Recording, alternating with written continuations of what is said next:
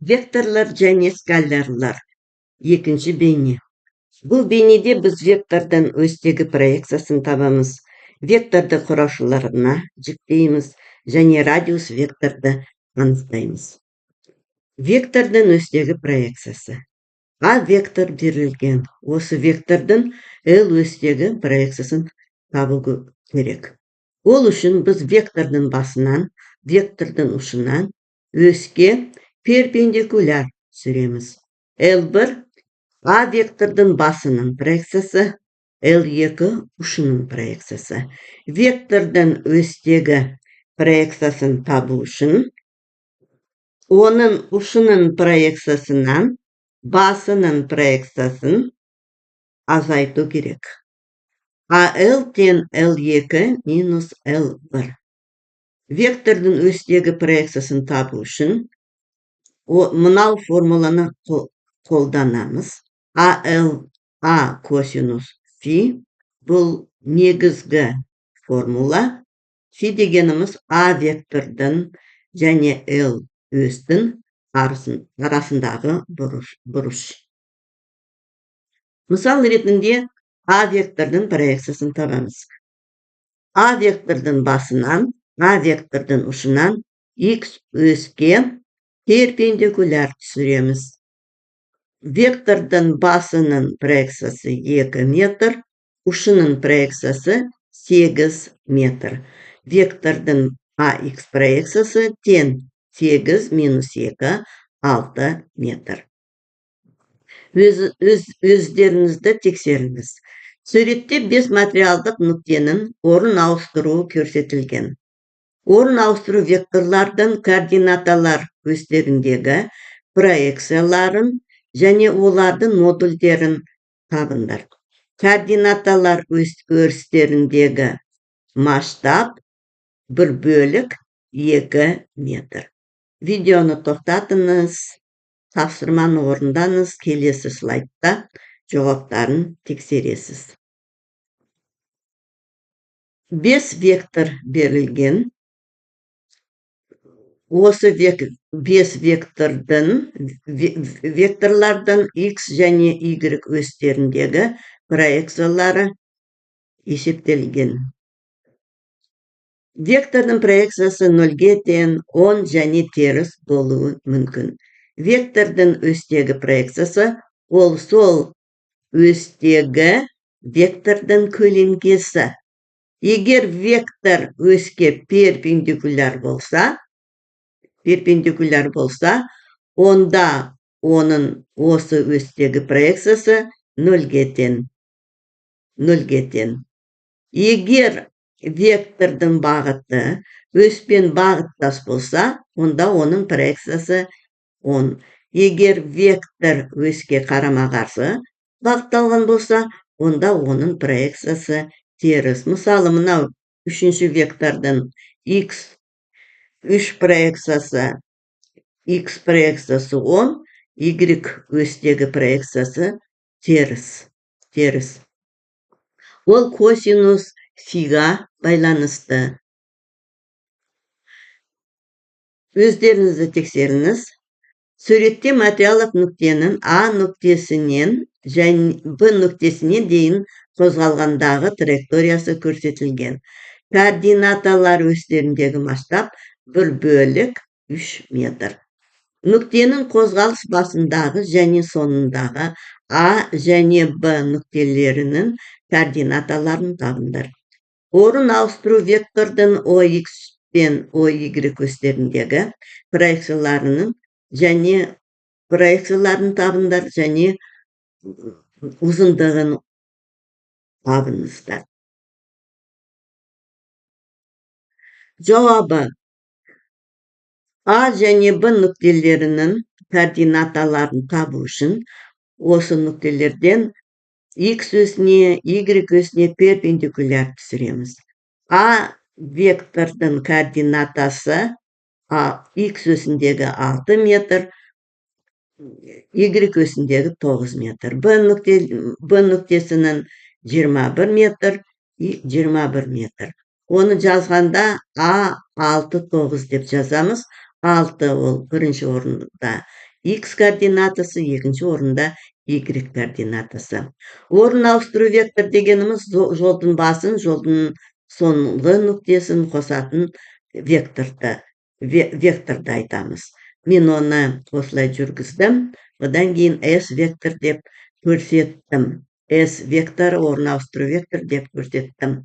Орын ауыстыру вектордың проекциясын табу үшін мынау перпендикуляр түсірілген. SX-тен 21 минус 6, 15 метр, 21 минус 6, 15 метр, SY 21 минус 9, 12 метр.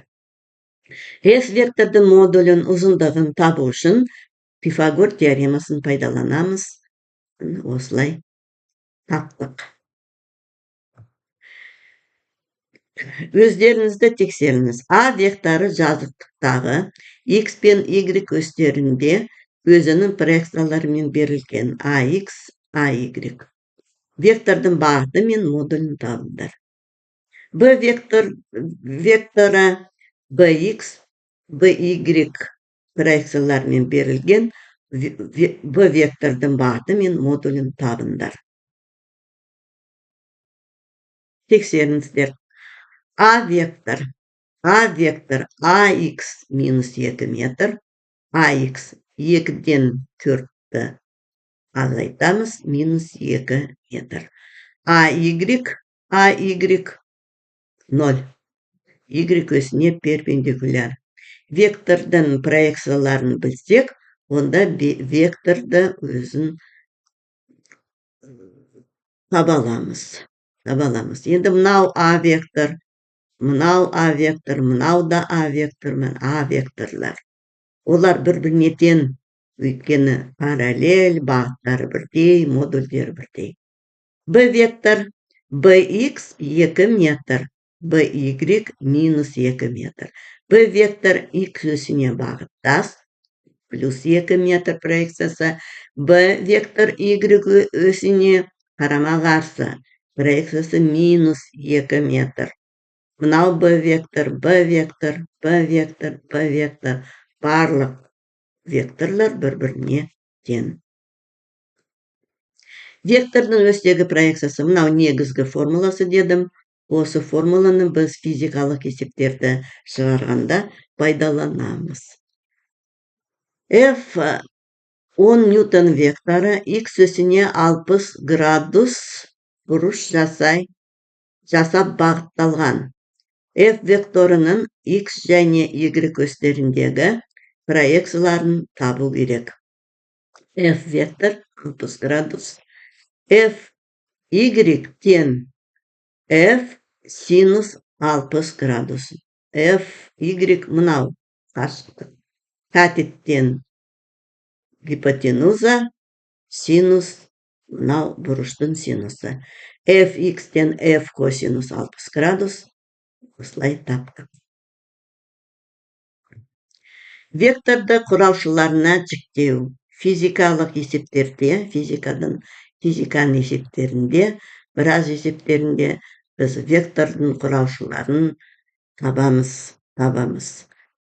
А вектор берілген, декарттық координаттар жүйесі.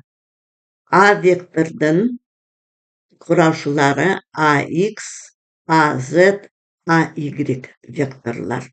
А векторден жазықтыққа перпендикуляр түсірдік, одан кейін мынау құраушыларын таптық. А вектор тең AX вектор, AY вектор плюс AZ вектордың векторлық қосындысы. Енді қалын әріппен кітаптарда, оқулықтарда векторларды белгілейді. AX-тен AXI, мына жерде AX қалын әріп бұл вектор, AX оның X өсіндегі проекциясы. IJK деген бірлік векторлар. IJK деген бірлік векторлар. Бірлік векторларды жалпы физика курсында, теориялық физика курсында жиі қолданады физиктер. Бірлік векторлар дегеніміз олардың модульдері ұзындығы бірге тең, бағыттары I вектор X өсімен бағытталған, J Y өсімен бағытталған, кей z өсімен бағытталған. Онда AX векторда AX проекциясы көбейтілген I деп жазуға болады. AY осылай, AZ осылай. Онда A вектор бірлік векторлар арқылы осылай жазылады. Немесе осылай векторды көрсетуге болады. Мына ішіндегі мынау проекциялар. A вектордың модулі ол осылай табылады. Енді мынау әріптер осылай жазылып кеткен, бірақ ол мынау да А, мынау да А. Өзіңізді тексеріңіз. Массасы 10 килограмм дене 30 градус бұрышпен горизонтқа бағытталған 50 ньютон күштің әсерінен горизонталь бет бойынша қозғалады. Дене нүдеуі берілген дененің және беттің арасындағы үйкеліс коэффициентін табыңыз дейді. Берілгені массасы 10 килограмм дене, F тарту күш 50 ньютон, мынау үдеудің шамасы Фи 30 градус табу керек үйкеліс коэффициентін. Суретте мынау қозғалып келе жатқан дене. Оған 4 күш әсер етеді. F күш тарту күші, N реакция күші, Mж ауырлық күші, мынау F3 не дейміз? Үйкеліс күш. Ньютонның екінші заңы бойынша денеге әсер ететін барлық күштердің қорытқы күш, барлық әсер ететін күштердің векторлық қосындысына тең МА. Мына жерде F күштің екі күшке жіктеуге болады. Мынау Fx, Fy, век F күштің құраушылары.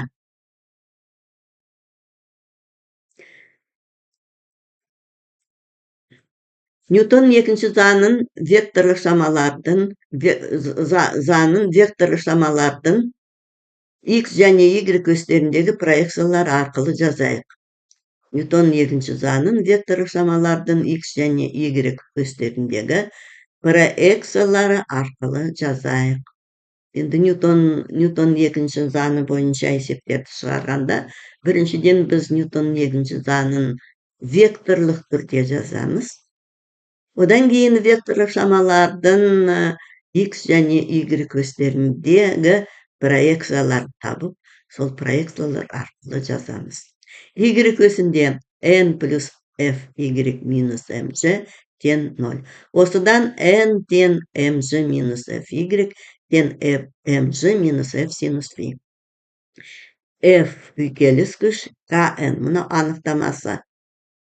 Тен K, Mg минус F синус Фи. Енді F күш денені кішкене көтереді. Сондықтан үйкеліс күш азаяды. X өсінде Fx минус F үйкеліс тен МА. Осыдан F косинус Фи минус К, Mg минус F синус Фи тен МА. Осыдан біз К-ны табамыз. Формуласын табамыз. Одан кейін осы өрнекке берілгендерді қоямыз да 0,1 деп К мәнін таптық. Материялық нүктенің радиус векторы. Материялық нүктенің радиус векторы координат басын А нүктемен қосатын вектор. Мына жерде А нүктесі бар.